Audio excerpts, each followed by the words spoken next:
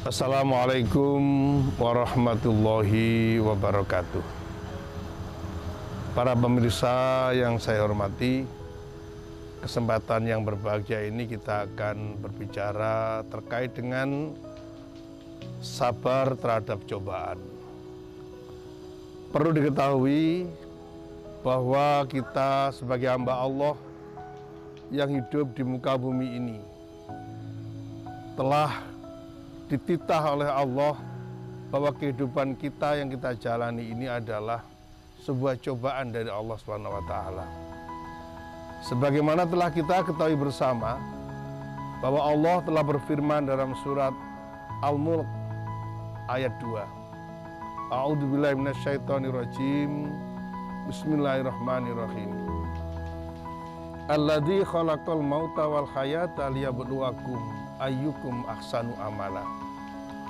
Allah adalah zat yang telah menjadikan hidup dan mati kita. Dan itu semuanya tujuannya adalah liyabluwakum ayyukum ahsanu amala. Untuk mencoba mana di antara kamu sekalian yang terbaik amalannya. Seringkali kita mendengar bahwasanya cobaan itu seakan-akan ketika seseorang mendapatkan musibah saja. Ketika dia mendapatkan musibah, maka dia dicoba oleh Allah. Perlu diketahui para pemirsa sekalian, bahwa yang disebut cobaan itu tidak hanya berupa musibah. Berkah pun itu juga cobaan dari Allah. Kesulitan yang kita dapati itu juga merupakan cobaan dari Allah. Kenikmatan yang kita miliki itu juga merupakan cobaan dari Allah.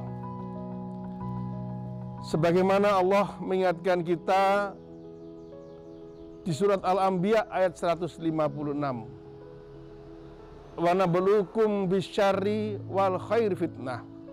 Dan niscaya Allah akan menimpakan kepada kamu sekalian, memberikan cobaan kepada kamu sekalian dengan sesuatu yang baik maupun sesuatu yang jelek. Dan ini menjadi fitnah bagi kita sekalian. Maksudnya bagaimana? Maksudnya bahwa apa yang terjadi pada diri kita adalah itu sebuah cobaan kita.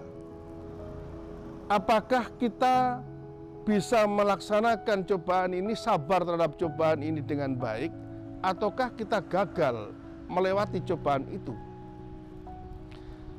Di surat Al-Ankabut ayat 2, Allah mengingatkan kepada kita, ahasiban nas ayutraku ayyakul amanna wahum la yuftanun.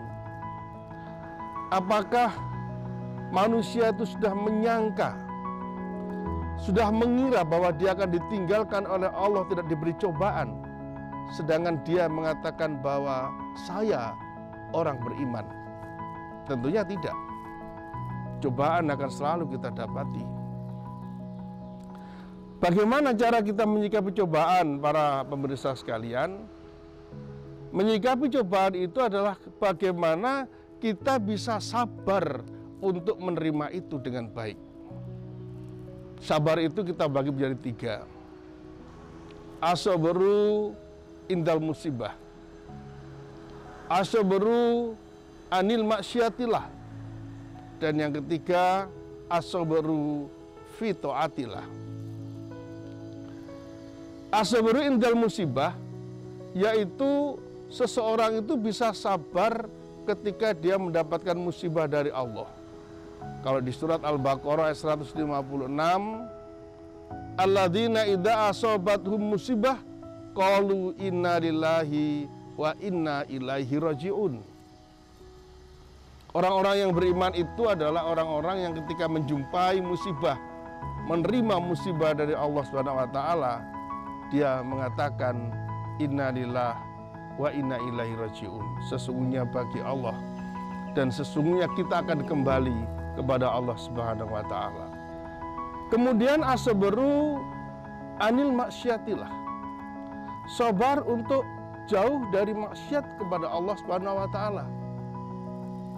Saudara sekalian, yang saya hormati, bahwa kenikmatan yang telah kita miliki maupun penderitaan yang kita dapati itu semuanya adalah cobaan.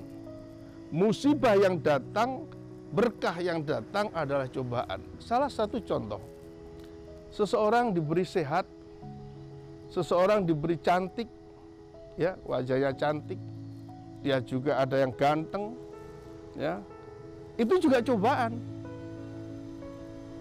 Seseorang juga ketika yang diberi tubuhnya sakit, kemudian mendapatkan penderitaan, kesulitan, itu juga cobaan.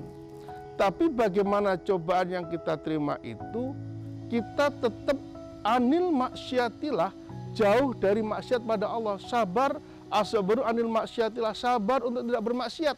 Kadang-kadang sering orang ketika dia mendapatkan kenikmatan dari Allah, merasa bahwa hidupnya kaya, rezekinya banyak, wajahnya ganteng, wajahnya cantik, digunakan untuk maksiat pada Allah.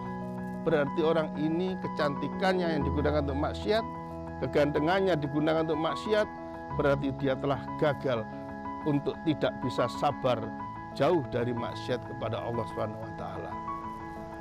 Ada kalanya juga ketika dia mendapatkan musibah, ketika dia kemudian mungkin dia tidak sempurna dalam tubuhnya, kemudian dengan ketidaksempurnaan itu malah dia menjauh dari Allah karena dia menyalahkan Allah, saya seperti ini karena Allah yang melaksanakan, saya tidak mau dekat dengan Allah, maka berarti dia juga tergolong sebagai orang yang tidak sabar, tidak kategori asabaru anil maksiatillah. Harusnya bagaimana? Harusnya ketika kita mendapatkan kenikmatan, kita mendapatkan keberatan, kesulitan, kita mendapatkan berkah ataupun mendapatkan musibah, kita tetap dalam jalur Allah, tidak sampai melaksanakan maksiat pada Allah. Sabar yang ketiga yaitu as-sabru fi taatillah, yaitu sabar untuk tetap taat kepada Allah dalam keadaan yang bagaimanapun. Ketika kita mendapatkan kenikmatan, ketika kita mendapatkan kesusahan, ketika seseorang mendapatkan berkah atau mendapatkan musibah, dia selalu mengutamakan untuk tetap taat kepada Allah Subhanahu wa taala. Tidak sampai meninggalkan jalan Allah Subhanahu wa taala.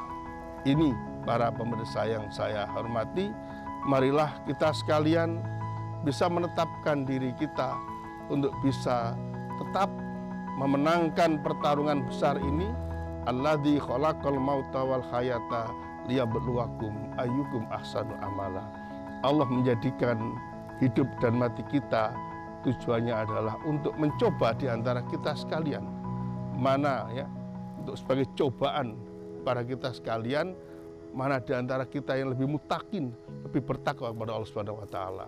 Semoga kita sekalian sebagai orang yang bisa memenangkan pertandingan dalam cobaan ini, bisa melaksanakan as-sabru anil maksiatillah, as-sabru fi taatillah, dan as-sabru indal musibah.